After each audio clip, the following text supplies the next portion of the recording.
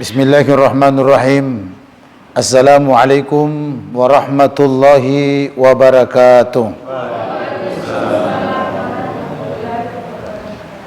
Alhamdulillahi rabbil alamin, wal aqibatu lil muttaqin, wala udwana illa 'alal zalimin.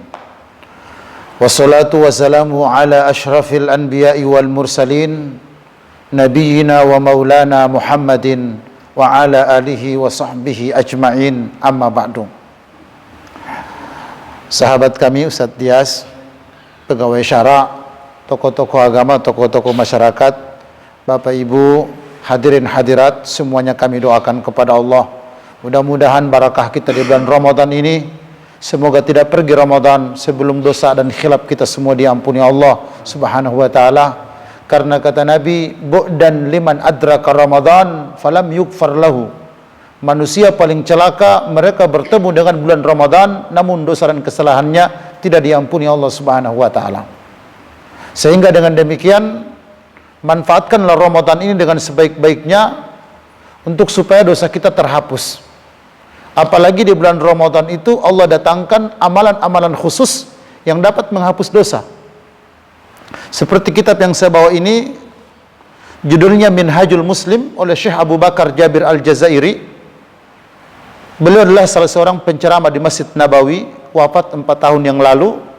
Beliau menyebutkan ada 5 amalan yang dikhususkan di bulan Ramadan, dilakukan seseorang terhapus dosanya yang lampau. Cuman sayang ini bukan kajian bahasan kita. Saya cuma ingin menyebutkan kepada kita bahwa jangan sampai pergi Ramadan ini dosa salah kita tidak diampuni Allah Subhanahu wa taala, karena Nabi memberikan ancaman, bu'dan liman adraka Ramadan falam yugfar lahu. Manusia paling celaka mereka yang diberikan kesempatan jumpa dengan Ramadan namun dosa dan kesalahannya tidak diampuni Allah Subhanahu wa taala. Salawat dan taslim semoga dilimpahkan kepada baginda Rasulullah Muhammad sallallahu alaihi wasallam, kepada keluarganya, sahabat-sahabatnya, dan semoga semua kita termasuk pengikutnya yang setia, istiqomah mengamalkan tuntunan syariat ajaran Islam ini hingga Allah Subhanahu wa taala memanggil kita di kemudian hari nanti. Bapak Ibu jamaah yang dirahmati Allah Subhanahu wa taala, Al-Qur'an dan menjadi ahlullah wa khassatihi, menjadi keluarga Allah dan kekhususannya yang menjadi tema bahasan kita pada pagi menjelang zuhur ini. Pertama, saya ingin memberikan gambaran kepada Bapak Ibu sekalian, malaikat tentu jumlahnya lebih banyak daripada manusia. Karena malaikat sejak diciptakan tidak pernah wafat sampai hari kiamat. Bahkan disebutkan dalam beberapa riwayat, setiap harinya malaikat itu tidak kurang dari 70.000 masuk ke Baitul Ma'mur dan tidak keluar. Tiap hari masuk, tidak pernah keluar. Tidak kurang dari 70.000. Banyaknya jumlah malaikat. Dari sekian banyak jumlah malaikat itu, satu dipilih oleh Allah malaikat yang paling mulia, yaitu malaikat Jibril alaihissalam. Asbab malaikat Jibril menjadi malaikat yang paling mulia dari seluruh malaikat ini, karena malaikat mendapatkan perintah membawa wahyu Al-Quran. Malaikat Jibril yang bawa wahyu Al-Quran ini, maka malaikat Jibril menjadi malaikat yang paling mulia. Lalu Allah Subhanahu wa ta'ala perintahkan kepada malaikat Jibril untuk menurunkan Al-Quran ini pada bulan Ramadan. Syahrul Ramadan alladzi unzila fihi al-Qur'an hudan linasi wa bayyinatin minal huda wal furqan. Di bulan Ramadan ini Allah Subhanahu wa taala turunkan Al-Qur'an. Maka dari 12 bulan Allah Subhanahu wa taala, Muharram, Safar, Rabiul Awal, Rabiul Akhir, Jumadil Awal, Jumadil Akhir, Rajab, Sya'ban seterusnya, bulan yang paling mulia adalah bulan Ramadan. Karena di bulan Ramadan itu menjadi mulia karena Allah turunkan padanya bulan Al-Qur'anul Karim. Lalu Allah pilih untuk menurunkannya di bulan Ramadan ini, diturunkanlah Al-Quran itu pada malam Lailatul Qadar. Ya, meskipun kita di Indonesia 17 Ramadan, tapi kalau antum merujuk kepada Al-Quran, sesungguhnya turun Al-Quran itu pada malam Lailatul Qadar. Seperti Allah bilang dalam Al-Quran, Inna anzalnahu fi lailatul qadri. Sesungguhnya kami menurunkan Al-Quran itu pada malam Lailatul Qadar. Dari sekian banyak malam-malam, tidak ada malam yang dapat menandingi kemuliaan Lailatul Qadar. Bahkan Allah bilang, Lailatul Qadri khairum min alfi syahrin. Lailatul Qadar itu lebih mulia daripada 1000 bulan. Kata para ulama, orang yang baca Quran pada malam itu sama dia dengan baca Quran selama 1000 bulan tidak pernah berhenti baca Al-Quran. Orang yang tarawih pada malam itu sama dengan dia tarawih selama 1000 bulan tidak pernah berhenti tarawih. Orang yang bersedekah pada malam itu sama dengan bersedekah selama 1000 bulan tidak pernah berhenti bersedekah. Makanya kita kaum muslimin dianjurkan untuk itikaf. Nanti Ustaz dia jelaskan kepada kita tentang fadilah itu. Kata Nabi SAW, "Nahnul akhirunal awwaluna yaumal qiyamati wa nahnu awwalu man yadkhulul jannah." Kita orang Islam, umat yang terakhir, tapi kita orang Islam, umat yang lebih dulu hari kiamat nanti dihisab. Dan kita orang Islam, kata Nabi, wa nahnu awwalu man yadkhulul jannah. Dan kita orang Islam, umat yang pertama kali dimasukkan ke dalam surga. Kenapa? Padahal bila dibandingkan dari segi usia Nabi Muhammad cuma 63 tahun. Kata Nabi, "A'maru ummati baina sittina wa sab'ina, qalilan ma yatajawazu an dzalik." Umur umatku cuma antara 60 sampai 70, sedikit yang melampaui itu. Ada yang dapat 80, 90, 100, tapi sedikit, kata Nabi. Sementara umat-umat dahulu, Nabi Nuh alaihissalam umurnya 950 tahun. Amalannya jauh lebih dahsyat daripada Nabi Muhammad dan umatnya. Tapi kenapa kita umat Rasulullah, kaum muslimin, ini yang lebih dulu dihisab pada hari kiamat, kita yang lebih dulu masuk ke dalam surga? Karena Lailatul Qadar. Lailatul Qadar. Bayangkan kalau usia Bapak sekarang 50 tahun. Taruhlah 15 tahun pertama usia belum balik. Berarti 35 tahun Bapak setiap tahunnya dapat Lailatul Qadar. Setiap Lailatul Qadar Bapak tarawih, setiap Lailatul Qadar Bapak bersedekah, setiap Lailatul Qadar Bapak baca Quran. Kali 83 tahun. Berapa itu jumlahnya? Inilah yang menyebabkan kita umat Rasulullah yang lebih dulu dihisab, yang lebih dulu masuk surga. Ya, makanya manfaatkan Ramadan dengan sebaik-baiknya, ya, karena fadilah dan kemuliaannya yang begitu agung. Nah, ini yang kedua. Jadi malaikat Jibril menjadi malaikat yang paling mulia karena malaikat Jibril diberikan wahyu Al-Quran. Lalu bulan Ramadan menjadi bulan yang paling agung karena di bulan Ramadan Allah turunkan Al-Quran. Dan malam Lailatul Qadar menjadi malam yang paling afdal dari seluruh malam-malam yang ada karena Lailatul Qadar itu diturunkan padanya Al-Quran. Kemudian Al-Quran ini ternyata diberikan kepada satu manusia pilihan Allah Subhanahu wa taala, Rasulullah Muhammad sallallahu alaihi wasallam. Maka tidak ada satu manusia yang bisa menandingi kemuliaan Rasulullah SAW. Coba lihat, sejak zaman Nabi Adam sampai manusia terakhir lahir di muka bumi ini, tidak ada yang semisal dengan mulianya Nabi Muhammad sallallahu alaihi wasallam. Enggak ada. Lalu Nabi mengatakan, "Khairukum man ta'allama al-Qur'ana wa 'allamahu." Orang yang paling baik di antara kalian, orang yang belajar Al-Qur'an dan mengajarkannya kepada orang lain. Ya. Jadi orang yang paling baik itu bukan presiden yang diperebutkan oleh orang. Bukan jadi para menteri. Bukan jadi ya anggota dewan yang terhormat. Bukan jadi orang-orang konglomerat, tapi kata Nabi dalam Islam, khairukum man ta'allamal Qur'ana wa 'allamahu. Orang yang paling baik di antara kalian itu orang yang belajar Quran dan mengajarkannya kepada orang lain. Alhamdulillah di masjid kita ini ada Ustaz Dias, ya, sahabat kami. Sama-sama kami berjuang untuk ya menebarkan Al-Quran, ya memahamkan Al-Quran, mengajak orang untuk belajar Al-Quran dan menghafal Al-Quran tersebut. Sayang kalau kita tidak manfaatkan dengan sebaik-baiknya. Itulah manusia yang paling baik, kata Nabi. Khairukum man ta'allamal Qur'ana wa 'allamahu. Hadis riwayat Bukhari Muslim. Orang yang paling baik di antara kalian, orang yang belajar Quran dan mengajarkannya kepada orang lain. Nah,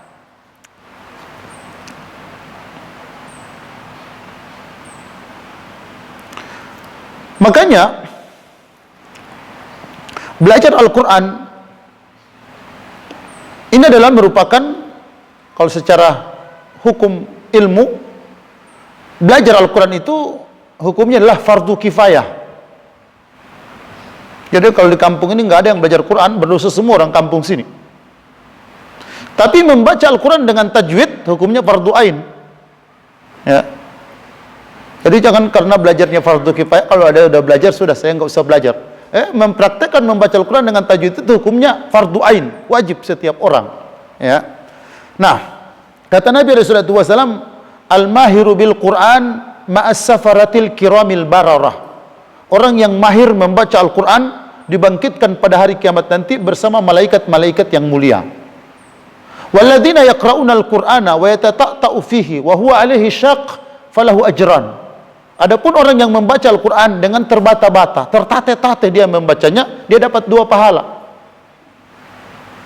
Apa pahala yang 2 itu? Yang pertama 1 huruf 10 pahala.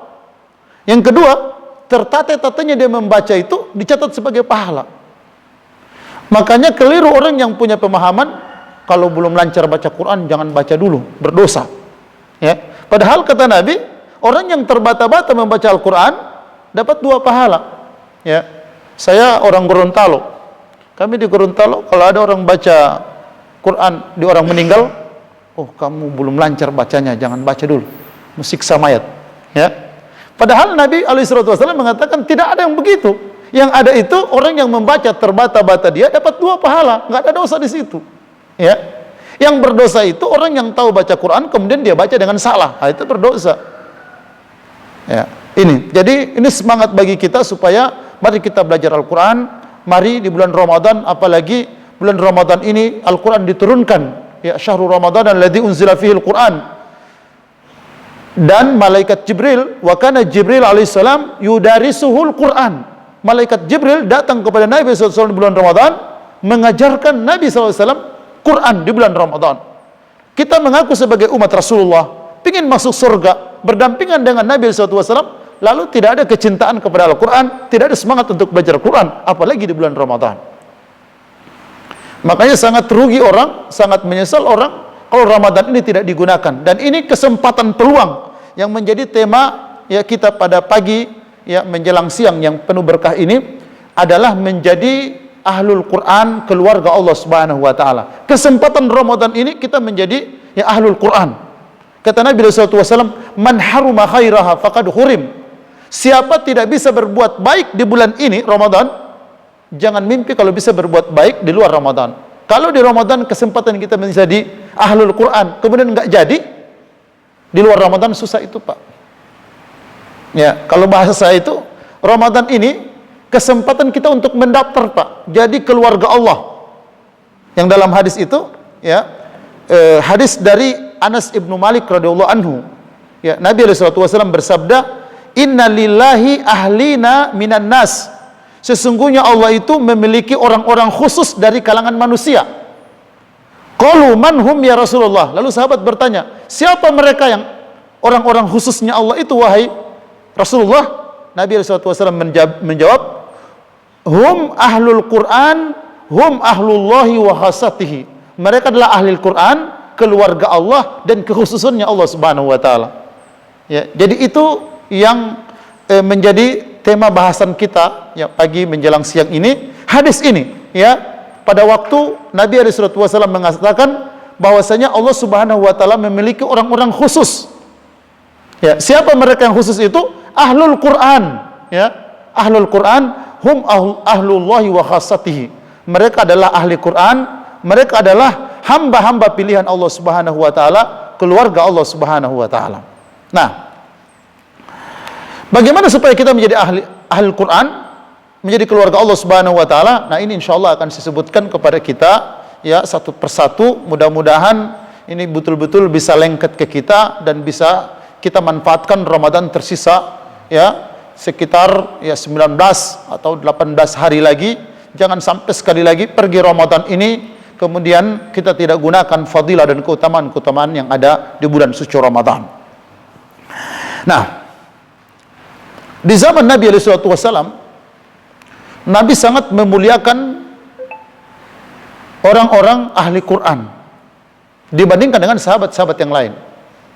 Salah satu di antara beberapa riwayat saya baca, kemuliaan Nabi kepada khusus para ahli Quran ini, Nabi memakaikan imamah kepada mereka. Jadi Ustaz, di zaman Nabi itu ada satu seperti sorban khusus, tidak boleh dipakai itu kecuali orang yang ahli Quran, dan itu hanya Nabi berikan kepada ahli Quran. Makanya mereka di kalangan sahabat-sahabat spesial, istimewa mereka. Kalau di Mesir ada peci, sini warna putih, atasnya sini warna hitam. Peci itu dulu Nggak tahu sekarang. Dulu di zaman itu adalah hanya bisa dipakai oleh hafiz Quran. Nggak boleh peci itu dipakai sembarang orang. Ya, untuk memuliakan para penghafal Quran, mereka punya peci sendiri, dan itu dilakukan oleh Nabi ya dahulu. Itu satu. Nabi SAW memuliakan penghafal Al-Quran atau ahli Quran dengan memakaikan sorban khusus. Yang kedua, Nabi SAW memuliakan para penghafal dan ahli Quran ini untuk menjadi imam. Kata Nabi SAW, ya ummukum akra'ukum li kitabillah, yang berhak menjadi imam yang ahli dalam Al-Quran. Jadi dulu itu, kalau misalkan kita ini sahabat Nabi semua, biarpun bapak mungkin lebih tua dari kami, tapi siapa yang ahli Quran, dia yang berhak jadi imam. Nggak boleh sembarang. Ya, beda dengan orang sekarang. Ya, mana yang paling tua dia yang jadi imam. Ya, padahal Nabi SAW mengatakan, ya ummukum akra'ukum li kitabillah. Nabi muliakan para ahli Quran ini dengan menjadi imam. Maka jadilah imam-imam itu adalah ahli Quran. Kemudian kemuliaan juga yang Nabi muliakan pada ahli-ahli Quran ini, Nabi menikahkan beberapa sahabat, maharnya Quran. Ya, Quran. Bukan dengan zaman kita sekarang. Ya, aku nikahkan engkau dengan putriku dengan mahar, ya, seperangkat alat salat dan mushaf Al-Quran. Ya, jadi hadiahnya apa, maharnya bagi kita mushaf Al-Quran. Belum tentu dia bisa baca Quran. Ya kan gitu. Iya. Nah, kalau di zaman Nabi itu maharnya Al-Quran, artinya dia hafal. Ya, dia hafal Al-Quran, dan hafalannya itu yang menjadi asbab dia bisa menikah dengan perempuan tanpa mempergunakan harta yang lain. Segitu mulia orang-orang ahli Quran di zaman Nabi SAW. Ya, dan kita alhamdulillah juga sekarang, ya, sebagian kita mulai melihat, ya, ada hafiz Indonesia, bagaimana ya mereka dimuliakan oleh manusia. Tentu di sisi Allah mereka sangat mulia. Ya, seperti yang baru-baru datang ke Manado, kita melihat seorang yang telah divonis oleh dokter, ya, sarafnya lumpuh, tidak bisa berfungsi, tapi Allah Subhanahu wa taala berkehendak yang lain. Ya, meskipun dokter bilang begitu, dia hafal Quran dengan hafalan yang mungkin, yang begitu lancar, ya, begitu beliau kuasai, ya, nama-nama surat, nama-nama ayat, barisnya, ya, artinya dan sebagainya. Nah, bagaimana supaya kita menjadi ahlul Quran ini? Ya, bagaimana supaya kita bisa menjadi ahlullah, keluarga Allah Subhanahu wa taala? Saya nukil dari beberapa tulisan para ulama seperti Dr. ya Ali Fauzan yang menulis kitab Al-Mulakhas Fiqhi, ya, 2 jilid. Saya punya kitabnya beliau. Nah, salah satu di antara ya ulama yang menyebutkan untuk menjadi ahlul Quran ini memang tidak mesti menjadi hafiz Quran. Nggak mesti. Ahlul Quran itu yang menjadi keluarga Allah Subhanahu wa taala, yang pertama adalah orang yang mengamalkan isi Al-Quran. Makanya Syekh Utsaimin, ya, Syekh Muhammad bin Shalih Al-Utsaimin, ya, dalam kitabnya Zadul Ma'ad dalam kitabnya, mohon maaf,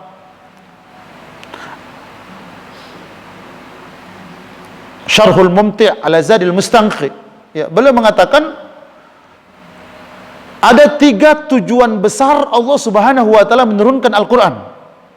Ya.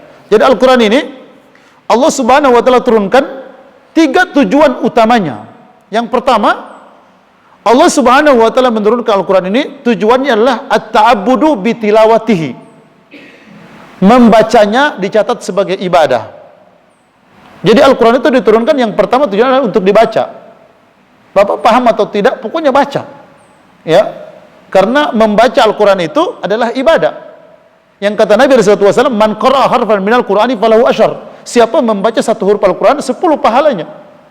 Ini tujuan pertama Allah turunkan Al-Quran. Makanya baca itu Quran. Ada orang bilang, Ustaz, kita kok tidak mengerti kalau baca DP Arab. Jadi kita cuma baca DP terjemahan. Ya, salah itu, Pak. Bapak paham atau tidak paham, Al-Quran ini Allah turunkan untuk dibaca. Makanya ayat yang pertama kali turun itu surah Al-Alaq, Iqra, ya, perintah untuk membaca. Jadi baca Bapak Ibu, biar bukan orang Arab kita ini, biar nggak paham, pokoknya baca 1 huruf 10 pahala, kata Nabi SAW. Man qara'a harfan minal Qur'ani falahu asyar. ya siapa yang membaca satu huruf Al-Quran 10 pahalanya. Jangan sampai orang cuma baca DP terjemahan. Ya, ada orang yang seperti itu pernah nanya ke saya. Saya bilang tidak, jangan begitu, harus baca DP ya Arab. Ya. Kemudian yang kedua, tujuan Allah Subhanahu wa taala menurunkan Al-Quran ini adalah litafhimi ma'anihi, untuk dipahami makna-maknanya. Ya. Makanya ada kitab-kitab tafsir, ya, Ibnu Katsir, At-Tabari, ya, dan kitab-kitab tafsir yang lain, supaya kita paham ya isi Al-Quran itu. Makanya orang yang cuman bisa baca Quran, lancar tilawahnya, bahkan dia hafiz Quran, itu baru sepertiga dari tujuan Al-Quran diturunkan yang diamalkan. Karena ada tujuan yang kedua adalah untuk dipahami. Belum tentu orang yang hafal itu dia paham, ya. Belum tentu orang yang lancar baca Quran, mahir bertajwid, bertilawah, belum tentu dia paham maknanya. Makanya ada tujuan yang kedua adalah untuk dipahami maknanya. Nah, ini butuh guru ya menjelaskan kita tentang makna Al-Quran. Ya, jangan sampai surah Al-Fatihah orang tidak tahu dia makna. Saya di majelis ulama diberikan amanah untuk mengetes imam-imam. Saya lebih dulu saya tanya itu adalah makna Al-Fatihah. Apa artinya iyyaka na'budu wa iyyaka nasta'in? Banyak itu yang susah menjawab. Soalnya ini modal Al-Fatihah, ya. Nah, jangan sampai kita tidak paham. Ya, itu baru terjemahannya, belum maknanya. Subhanallah, makna Al-Fatihah itu ya begitu agung, makanya dia dikatakan dengan Ummul Kitab, ya. Induknya Al-Quran sudah Al-Fatihah. Ya, karena cakupan maknanya begitu luar biasa. Nah, ini tujuan yang kedua Allah Subhanahu wa taala turunkan Al-Quran adalah litafhimi ma'anihi, supaya kita pahami arti makna Al-Quran itu. Dan yang ketiga, tujuan Al-Quran ini Allah Subhanahu wa taala turunkan adalah untuk diamalkan dan diajarkan. Seperti hadis Nabi yang saya sudah bacakan tadi, khairukum man ta'allamal Qur'ana wa 'allamahu. Orang yang paling baik di antara kalian mereka yang belajar Al-Quran dan mengajarkannya kepada orang lain. Jadi tidak cukup Al-Quran itu kita hafal, tidak cukup Al-Quran itu kita tilawakan tiap hari, tidak cukup Al-Quran itu kita kaji makna-maknanya, tapi masih ada yang ketiga. Tujuan besarnya adalah bagaimana Al-Quran ini kita ya amalkan, kita praktekkan, dan bagaimana Al-Quran ini kita ajarkan kepada orang lain. Makanya kalau sudah tahu baca Al-Quran, sudah lancar, antum punya kewajiban untuk mengajarkan kepada orang lain lagi. Ya. Tiga ini oleh Syekh Muhammad bin Shalih Al-Utsaimin dalam kitabnya Syarhul Mumti' ala Zadil Mustaqi, beliau sebutkan tiga ini tujuan utama Al-Quran diturunkan. Nah, kalau kita sudah punya tiga tersebut, kitalah ahlullah, ya, kitalah keluarga Allah Subhanahu wa taala. Nah, saya lanjutkan ya penjelasan dari Dr. Saleh Fauzan Ali Fauzan yang menulis kitab Al-Mulakhas Fiqhi tadi.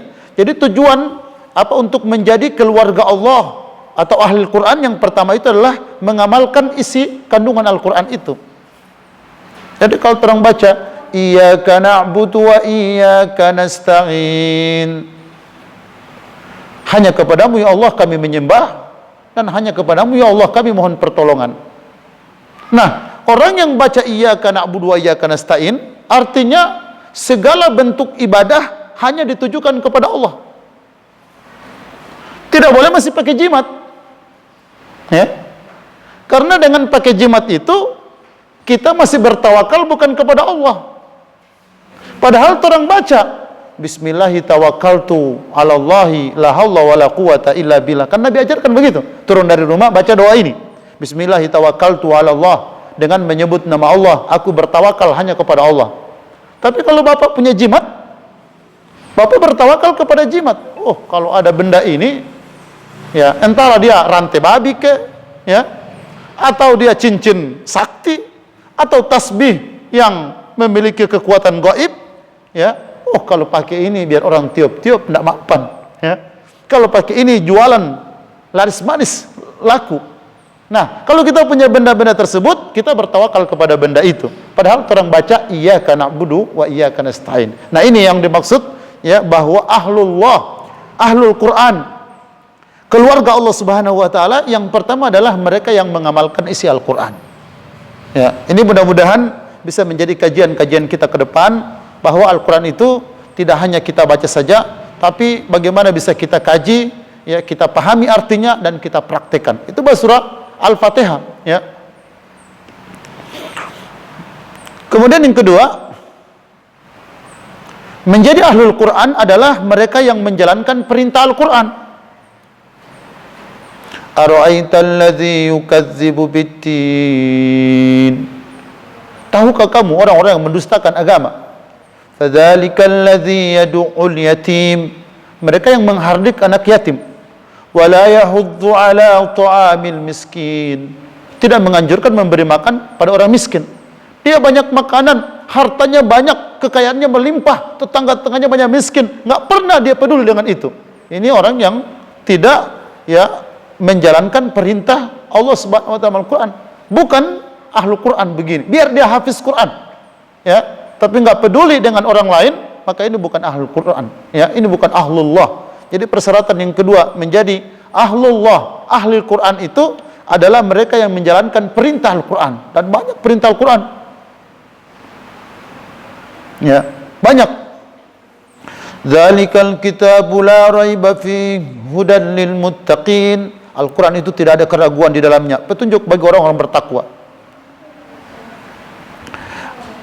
Hudan lil muttaqin alladzina yu'minuna bil ghaibi wa yuqimuna sholata wa mimma razaqnahum yunfiqun. Mereka beriman kepada Allah, mendirikan salat, harta yang Allah berikan kepada mereka, tahu ada hak-haknya orang lain. Nah, inilah perintah Al-Quran. Kalau dapat harta, jangan lupa juga orang lain. Orang beli durian satu kontainer, tetangga-tetangga setengah mati banapas karena baunya durian. Biar cuma DP kulingnya ada, orang bagi-bagi sama tetangga. Ya, bagaimana menjadi ahli Al-Quran kalau kita seperti ini modelnya? Ya, ini, ya, menjalankan perintah Al-Quran itu, dan itu banyak, ya, kalau kita kaji, ya, tentang bagaimana perintah-perintah Al-Quran kepada kita, itu sangat banyak sekali, ya, tuntunan-tuntunan yang akan kita dapatkan. Kemudian yang ketiga, untuk menjadi ahlul Quran, ya, keluarga Allah Subhanahu wa taala ini harus berusaha semampu kita untuk meninggalkan larangan-larangan Allah dalam Al-Quran. Ya, misal zihar, walladzina yuzahiruna min nisaihim, laki-laki yang menzihar istrinya. Ya. Nah, dalam hukum fikih tidak boleh laki-laki itu menzihar istri, bahkan dikenakan kafarat, yaitu berpuasa 2 bulan berturut-turut. Apa itu zihar? Zihar itu adalah sang suami menyama-nyamakan istrinya dengan ibunya, ya, seperti disebutkan di surah, ya, tadi, sang suami mengatakan kepada istrinya, wahai istriku, punggungmu sama dengan punggung ibuku. Itu tidak boleh. Kalau dalam fikih itu sudah jatuh talak 1. Kenapa? Karena istri itu halal digauli, ibu haram digauli. Sang suami menyamakan istrinya dengan ibunya, maka dia telah mengharamkan yang dihalalkan Allah. Ya, maka pada waktu dia masih ingin berbaikan dengan istrinya, wajib untuk dia tebus dengan kafarat. Apa kafaratnya? Puasa 2 bulan berturut-turut. Nah, ini saya ingin bilang kepada bapak-bapak, bayangkan menzihar istri dengan kalimat yang sopan, ya, sopan kan? Sayang, punggungmu itu sama dengan punggung ibu saya. Ini saja dilarang. Bagaimana dengan membentak-bentak istri dengan kasar kepada istri? Tentu lebih dilarang lagi, ya. Nah, ahlul Quran, orang-orang yang menjadi keluarga Allah Subhanahu wa taala, mereka jauh daripada perbuatan-perbuatan seperti ini. Jadi Al-Quran itu bukan cuma kita tilawah begitu saja, bukan cuma kita baca sampai jam 12 sampai jam 1 malam kita tilawah Al-Quran, bukan hanya kita bacakan di sholat waktu kita tahajud dengan berlama-lama. Itu juga perintah, itu juga afdal. Tapi jauh daripada itu semua adalah bagaimana kita bisa mempraktekkan apa yang kita baca tersebut.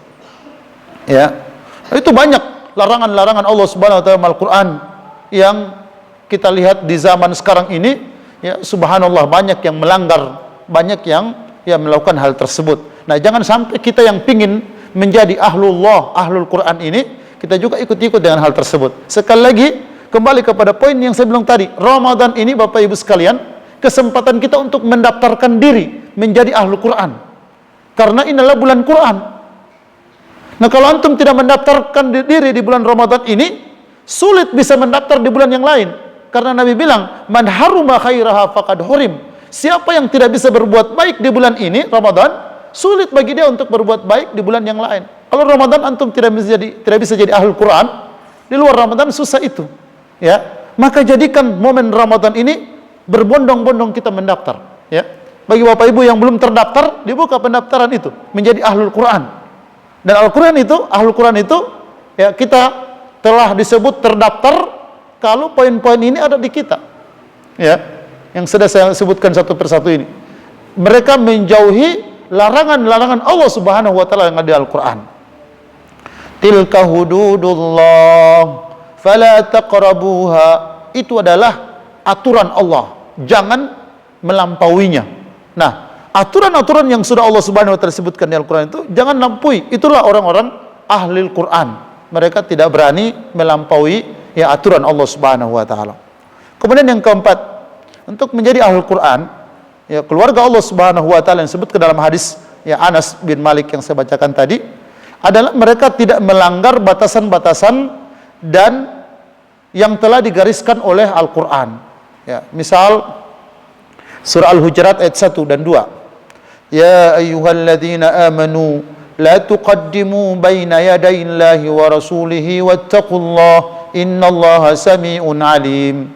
Ya ayyuhalladzina amanu la tarfa'u aswatakum fawqa sawtin nabi wa la tajharu lahu bil qawli ka jahri ba'dikum li ba'din an tahbata a'malukum wa antum la tash'urun. Subhanallah. Allah Subhanahu wa taala sebutkan sejak awal pertama, ya ayyuhalladzina amanu la tuqaddimu baina yadayillahi wa rasulihi. Hei orang-orang beriman, jangan kalian mendahului Allah dan Rasulnya. Wattaqullah, takutlah kalian kepada Allah. Artinya apa? Apa yang Allah sudah bilang, apa yang Nabi sudah sebutkan, jangan antum membuat menyelisihi yang telah Allah sebutkan itu. Ya, kalau Allah bilang ya bani adama khudhu zinatakum inda kulli masjid, hai anak Adam, berpakailah pakaian yang paling bagus kalau kamu mau ke masjid. Jangan di masjid cuma pakai baju bola kaki, ya, yang masih tertulis di situ Cristiano Ronaldo. Ya, akhirnya orang mau salat kemar coba baca itu tulisan. Ya. Atau pembagian ya baju kampanye yang lalu masih tertulis Prabowo. Jangan antum tarawih cuma pakai baju seperti ini. Ya, pakailah baju yang bagus. Ya, itu firman Allah Subhanahu wa taala Al-Qur'an. Ya bani adama khudhu zinatakum inda kulli masjid. Pakailah pakaian yang paling bagus kalau ke masjid. Orang kalau ke undangan, masya Allah pakaiannya bagus banget kan seperti gitu. Ya, mungkin pakaian yang jarang terlihat, masya Allah.